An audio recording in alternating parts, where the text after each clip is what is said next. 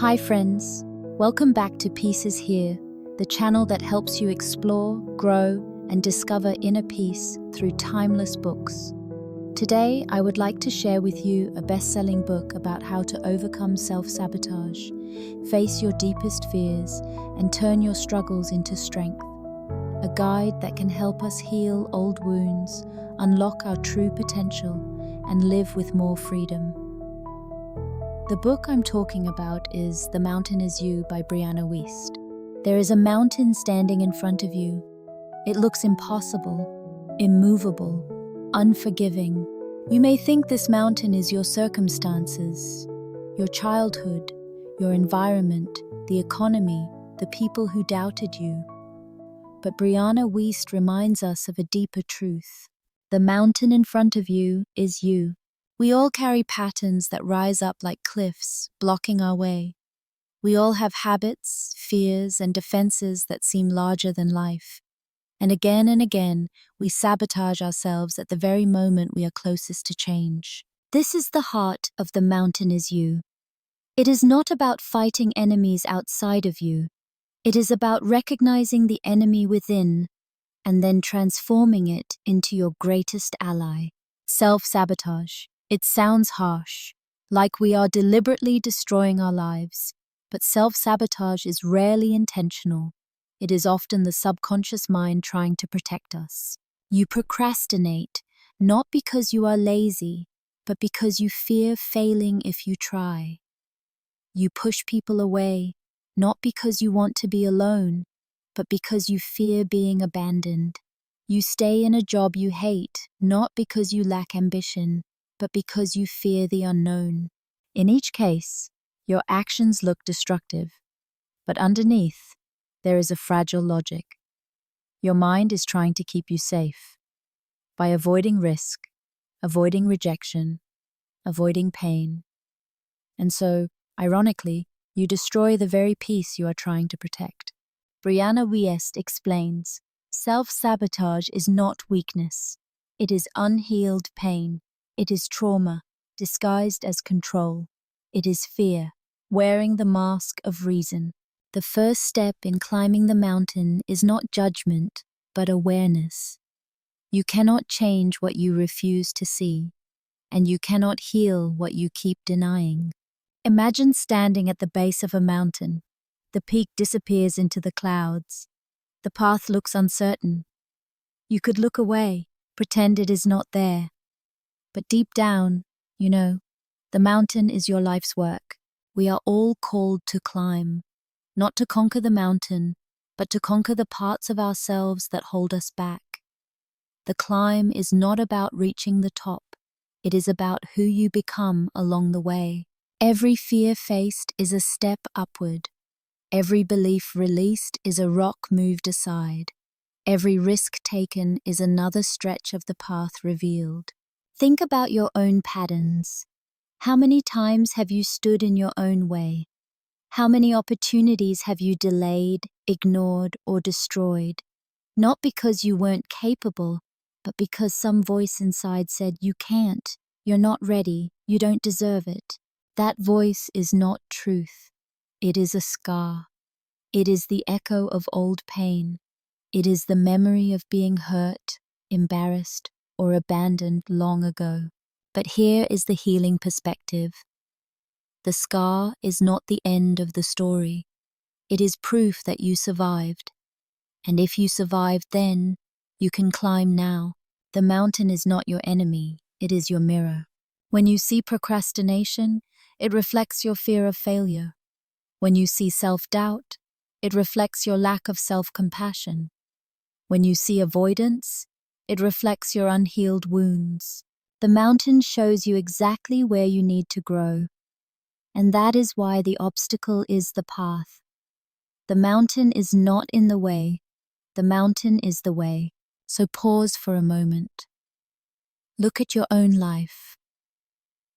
Where are you standing at the base of a mountain? What is the pattern that keeps repeating? What is the dream you keep pushing aside? What is the fear that feels too heavy to carry? Don't look away. Don't shrink back. Whisper to yourself, this is my mountain. and I am strong enough to climb. Because the truth is, you are not fighting the mountain. You are becoming the mountain. Stable, strong, steady, rooted in the earth, reaching for the sky.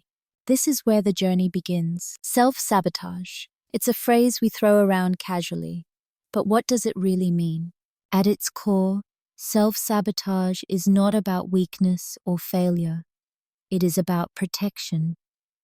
It is your mind's way of shielding you from pain, even if that protection ends up causing more harm than good. Think about procrastination. You delay starting the project you care about. On the surface, it looks like laziness, but underneath it is fear whispering. If you don't start, you can't fail. Or consider relationships. You long for connection, but when someone gets too close, you withdraw. It looks like indifference, but underneath, it is fear whispering. If you push them away first, they can't abandon you. Even success can trigger sabotage.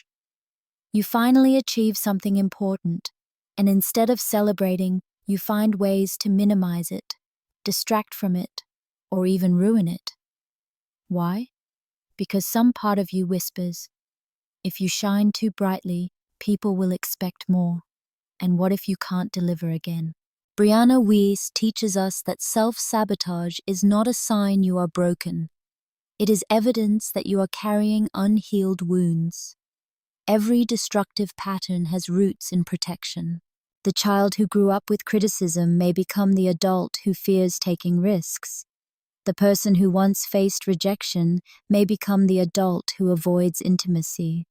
The one who is taught that love must be earned may become the adult who works endlessly, never feeling enough. Each behavior is like armor. It shields you from the possibility of pain, but the armor is heavy, and over time, it doesn't just protect you from pain.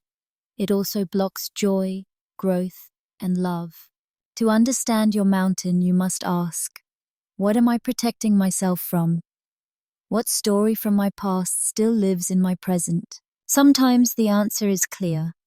Other times, it is hidden under years of habits and denial. But the truth always leaves clues. Notice the patterns that repeat. Do you always quit right before progress? Do you choose partners who treat you the same way as someone from your past? Do you speak to yourself in words that echo an old critic's voice? These are not accidents. They are the shadows of unhealed pain. Here is the paradox. Self-sabotage feels safe, but it creates the very suffering we fear. You avoid risk, and so you avoid growth.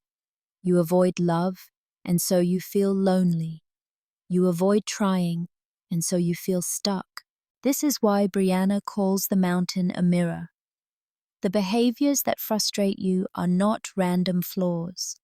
They are reflections of where you need healing. Instead of hating yourself for procrastinating, ask, what am I afraid will happen if I begin? Instead of shaming yourself for pushing people away, ask, what am I protecting myself from? Instead of judging yourself for staying stuck, ask, what part of me is still hurting? These questions shift the focus from blame to compassion, from punishment to healing. It is important to remember, you are not alone in this. Every human being sabotages themselves in some way. It is part of being alive, part of carrying stories, part of learning to grow. The difference is whether you remain unconscious of it or whether you choose to face it. To face the mountain. To climb. So pause and reflect. Where do you see self-sabotage in your life? Is it in the goals you never start? The relationships you keep sabotaging? The habits you cling to, even though they hurt you? Do not answer with shame. Answer with honesty.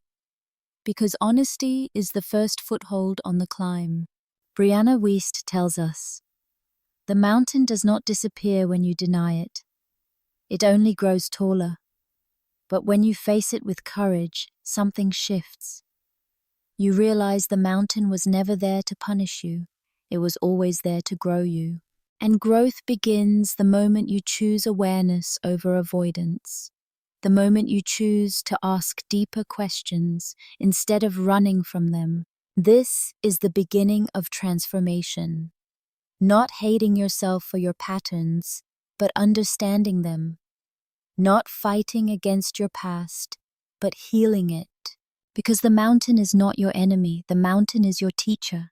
Standing at the base of a mountain is intimidating. The peak looks distant, hidden in clouds. The path is uncertain, full of twists and shadows. And yet, Brianna Wiest reminds us, the mountain is not here to stop you. It is here to shape you. The first step in climbing the mountain is simple but profound. You must face it. Many of us spend years running from our mountains. We distract ourselves with work, entertainment, or relationships. We keep busy so we don't have to feel. We convince ourselves that if we avoid the climb, maybe the mountain will vanish. But avoidance is its own kind of suffering. The mountain doesn't disappear. It only follows you, heavy and unspoken, until you finally turn and look at it directly. So what does it mean to face the mountain within? It means naming the patterns that hold you back. It means saying out loud, I procrastinate because I fear failure. I push people away because I fear rejection. I stay small because I fear being seen. These words may sting. They may feel heavy. But naming your truth is like striking a match in a dark cave. Suddenly you can see. Climbing a mountain does not begin with the summit. It begins with a single step. And your first step is awareness. Think of it like this. Every time you choose honesty over denial, you take one step upward. Every time you choose courage over avoidance, you take another. Every time you forgive yourself for slipping, you still move forward. The climb is not about speed, it is about direction. One of the hardest parts of facing yourself is accepting discomfort. Growth will always feel uncomfortable at first, because your old self is dissolving and the new self has not yet fully formed.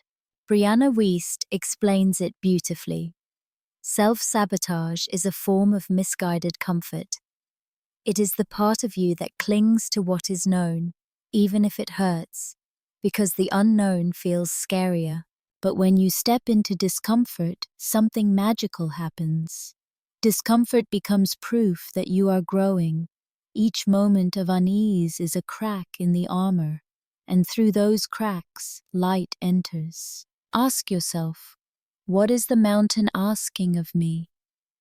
Is it asking me to be patient when I want quick results? Is it asking me to trust when I fear being hurt? Is it asking me to keep climbing when every part of me wants to give up? The mountain is a mirror, but it is also a teacher. Its lessons are written in the very challenges you wish you could avoid. Let's make this real. Imagine you want to start a business, but you keep delaying. Your mountain might be the fear of failure.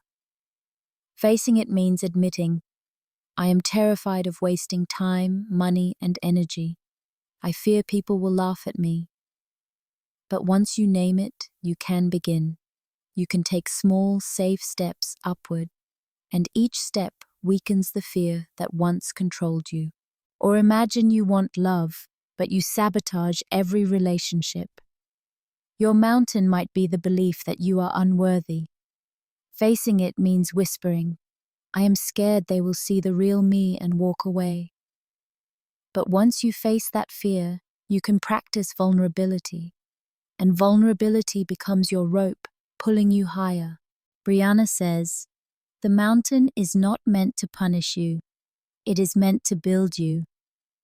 Every climb gives you resilience. Every stumble teaches you humility. Every moment of courage carves strength into your spirit. The mountain is not separate from you. It is you. And with each step, you are not just climbing. you are transforming. Still, you may wonder, what if I fail?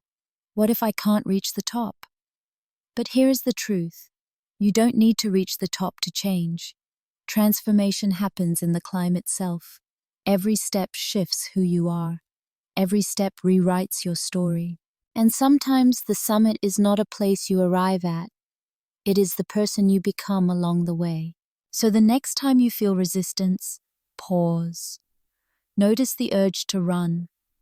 Notice the old patterns trying to pull you back down.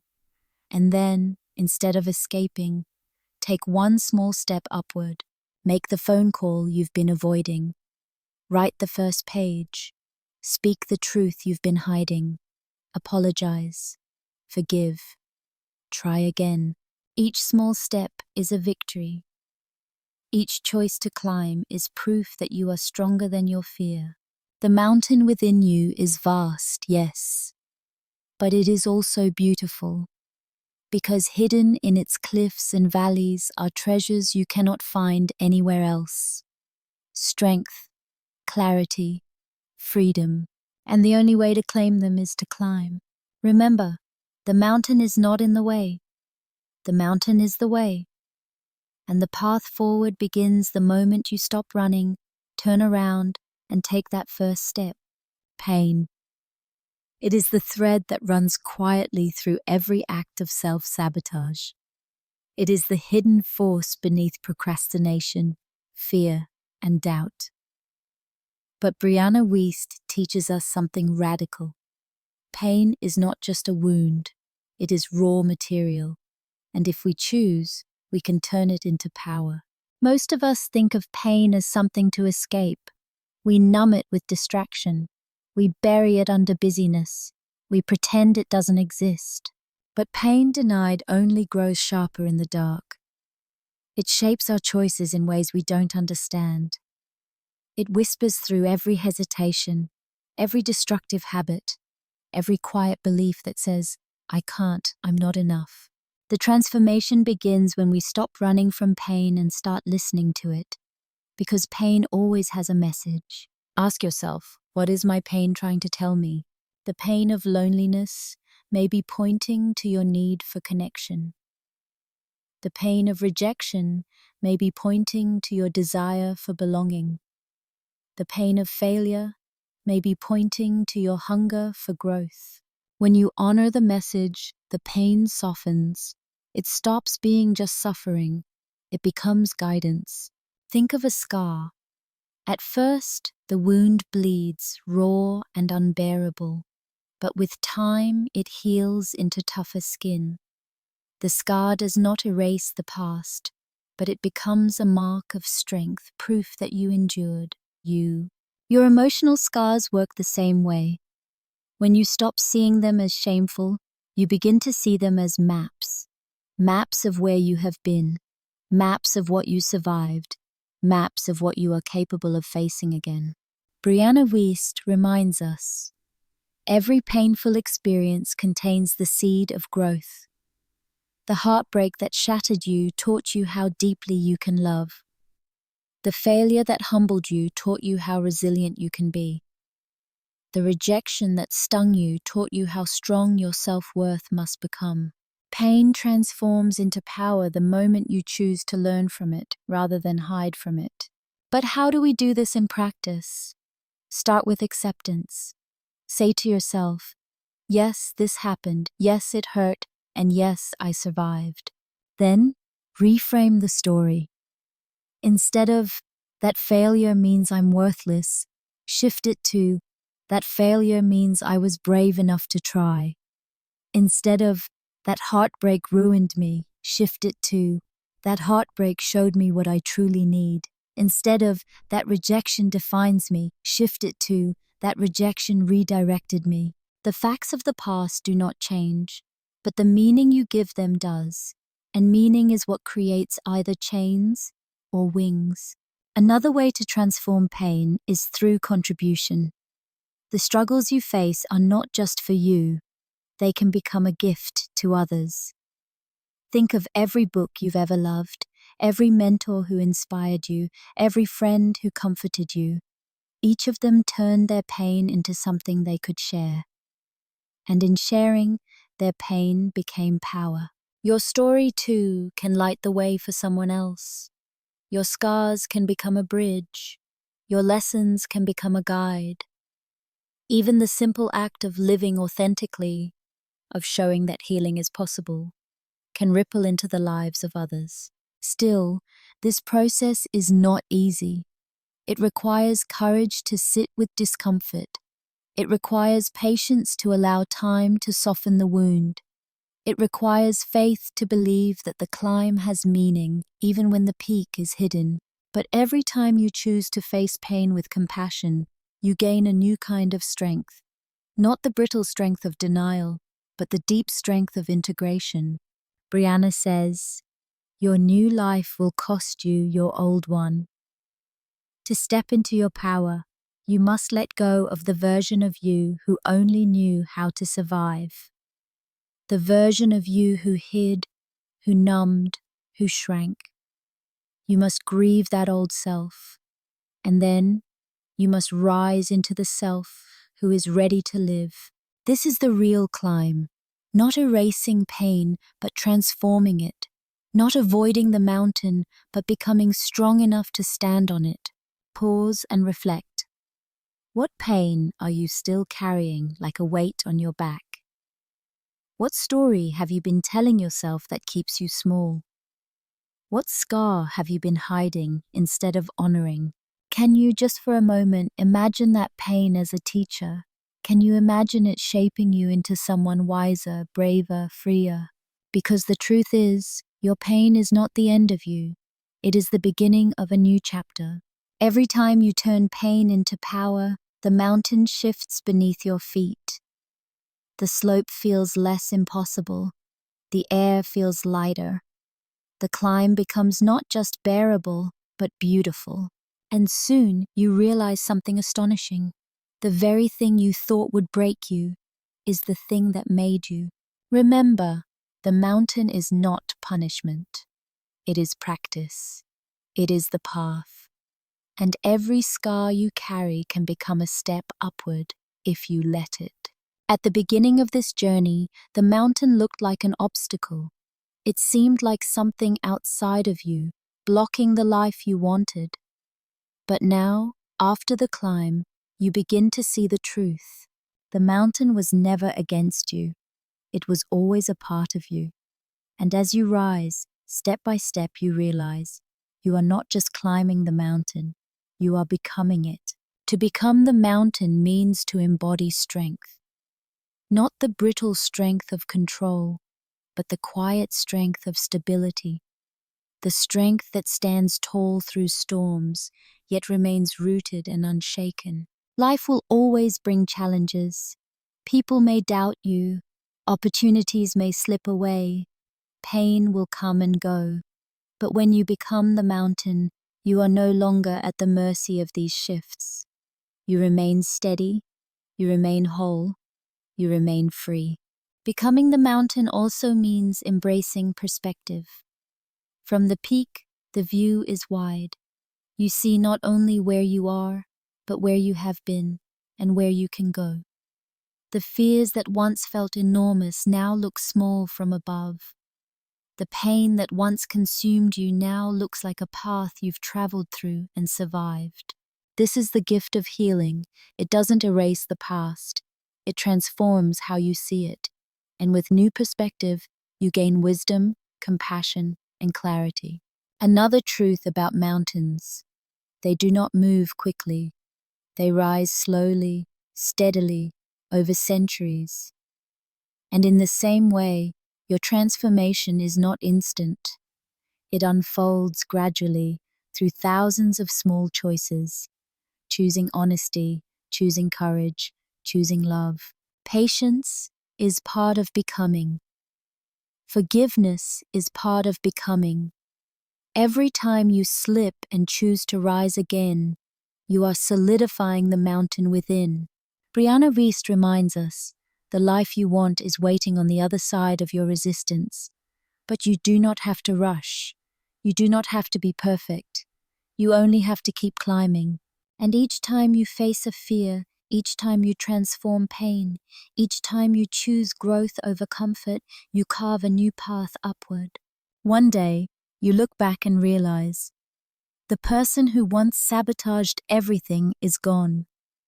In their place stands someone resilient, grounded, and alive. Someone who no longer runs from the mountain but carries its strength within. To become the mountain is also to become a refuge. Just as mountains provide shelter, water, and life to all around them, your own healing ripples outward. When you embody peace, you inspire peace. When you live authentically, you give others permission to do the same. Your climb is not only for you, it becomes a gift to the world. So pause for a moment. Imagine yourself as the mountain, strong, grounded, unshaken by storms, reaching toward the sky, yet deeply rooted in the earth. This is who you are becoming, not someone without scars, but someone who has turned scars into wisdom. Not someone without fear, but someone who has learned to climb anyway. Not someone without pain, but someone who has transformed pain into purpose. At the end of the day, the mountain is not your punishment. It is your path. It is your practice. It is your becoming. The mountain you feared was never in the way. The mountain was the way. And as you stand tall now, you see the truth. You are not defined by the patterns that once held you back. You are defined by your courage to face them, your willingness to heal them, and your persistence in rising above them. You are not just climbing anymore, you are the mountain. So as we close this journey, ask yourself, what mountains have I avoided? What parts of myself am I ready to face? What strength is already within me, waiting to rise? And then whisper, gently but firmly, I am strong enough. I am the mountain, and I am free. This is where we end today's journey. May you find peace in the little moments and the courage to live with an open heart. If this sharing spoke to you, please pass it on to someone who may need it. And if you'd like to continue this journey together, remember to like, subscribe, and turn on the bell so you won't miss the next book. Thank you for being here. I can't wait to see you again in the next episode.